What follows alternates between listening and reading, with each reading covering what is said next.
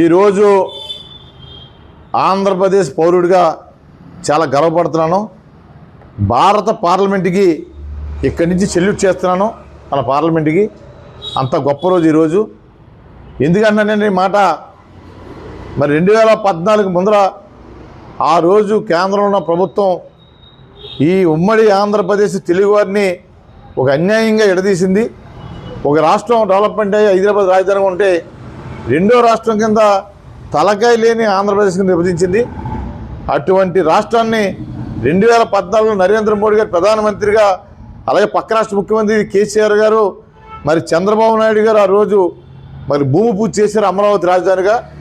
అటువంటి రాజధానిని 2019 నుంచి 24 మధ్యలో వచ్చిన జగన్మోహన్ రెడ్డి 30,000 ఎకరాలు తీసుకోండి అమరావతికి నేను సపోర్ట్ అని ముఖ్యమంత్రి అయిన తర్వాత 3 ముక్కలాట 3 రాజధాని చెప్పి ఆంధ్రప్రదేశ్ ప్రజల యొక్క గుండె మీద తన్నాడైనా. అటువంటి దుర్మార్గాన్ని పరిపాలన చేశాడైనా. అటువంటి సమస్యలని అధిగమించి ఈరోజు ఎన్డీఏ ప్రభుత్వం నరేంద్ర మోడీ గారు, అమిత్ షా గారు, చంద్రబాబు నాయుడు గారి నాయకత్వంలో ఆంధ్రప్రదేశ్లో లోకేష్ బాబు, పవన్ కళ్యాణ్ గారి నేతృత్వంలో ఇలా భారత పార్లమెంటు ఆంధ్రప్రదేశ్ రాజధాని, నా దేశం భారతదేశం, నా రాష్ట్రం ఆంధ్రప్రదేశ్, నా రాజధాని అమరావతి.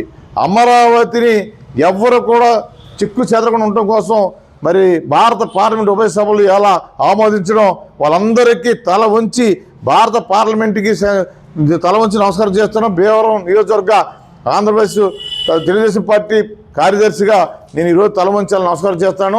రాబోయే రోజుల్లో ఇవాళ అమరావతిని మొన్నే అందరూ వెళ్ళి చూసి వచ్చాం. ఈ దేశంలోనే గొప్ప రాజధానిగా అమరావతి తీర్చిదిద్దుకుంటుంది.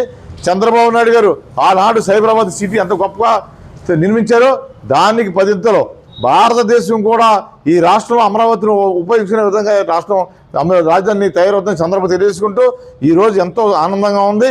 రాబోయే రోజుల్లో కూడా అమరావతి అంటే మీరు ఒకసారి చూసుకోండి, బౌద్ధులు పరిపాలించారనేది అక్కడ పురాణాలు చెబుతున్నాయి, శాతవాహనులు పరిపాలించే పురాణాలు చెబుతున్నాయి. అటువంటి ప్రాంతం అమరేశ్వరుడు, మన పంచరామ క్షేత్రంలో ఒక మరి క్షేత్రం అమరేశ్వరుడు అమరావతిలో ఉండటం, ఆ పేరు అమరావతి అవడం, ఆంధ్రప్రదేశ్కి అమరావతి రాజధానిగా ఈ రాష్ట్రంలో భారతదేశంలోనే అలాగే ప్రపంచంలోనే ఒక గుర్తింపు గల నగరంగా అమరావతి వస్తుందని చెప్పి సందర్భం తెలుసుకుంటూ, దాంతో పాటుగా కర్నూలు కానీ వైజాగ్ కానీ ఇవన్నీ కూడా మరి అభివృద్ధి చేయడానికి చంద్రబాబు నాయుడు కంకణం కట్టుకున్నారు. రాబోయే రోజుల్లో ఈ భారతదేశం యొక్క గొప్ప రాష్ట్రం ఆంధ్రప్రదేశ్గా అమరావతి రాజధానిగా ఉంటుందని సందర్భం తెలుసుకుంటూ ఈరోజు మరి భీమవరం నియోజకవర్గం నుంచి మేమందరం కూడా ఆ రోజు అమరావతి పరిరక్షణ యాత్ర కోసం నారా చంద్రబాబు నాయుడు గారు ప్రతిపక్ష నాయకుడిగా భీమవరం వచ్చినప్పుడు మేము రిసీవ్ చేసుకుని సుమారుగా నరసింహపురం వెంకటేశ్వర గుడి కాడి నుంచి ప్రకాశ్ చౌక్ వరకు పాదయాత్ర చేశారు ఆయన మాతో కలిపి ఆ రోజు పరిరక్షణ యాత్ర కోసం. అలాగే తర్వాత అమరావతి రైతులు ఈ జగన్మోహన్ రెడ్డి చేసే దుర్మార్గాలు ఎదిరించి అమరావతి రైతులు మరి పాదయాత్ర చేసినప్పుడు వాళ్ళందరికీ మేము సంఘీభంగా జిల్లా అంతా తిరిగాను నేను.